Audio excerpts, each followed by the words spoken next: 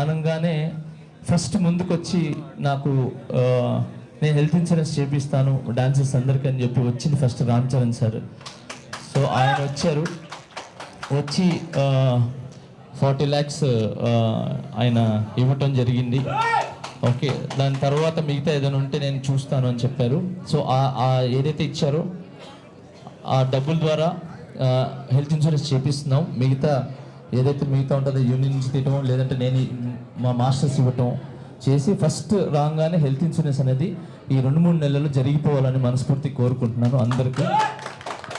దాని తర్వాత ఈ 1 year కట్టారు, తర్వాత ఎలా కడతారు అనేది అందరికీ క్వశ్చన్.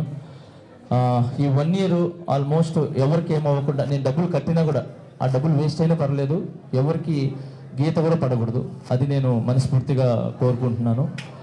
ఓకే, ఈ 1 yearలో అనిల్ గారు చెప్పినట్టు మన ఏదైతే వచ్చిందో ప్రభుత్వం నుంచి ఏదైతే వస్తుందో అది రావాలి, అందరి యూనియన్స్కి ఉండాలి. మెయిన్గా ఆరోగ్యం బాగుండాలని, అది తొందరగా ఏదైతే స్కీమ్ ఉందో అది వచ్చి మన డాన్సెస్కి అందాలని మనస్ఫూర్తి అంటే 24 craftsకి అందాలని కోరుకుంటున్నాను. రెండోది ల్యాండ్ విషయం. ఇప్పుడే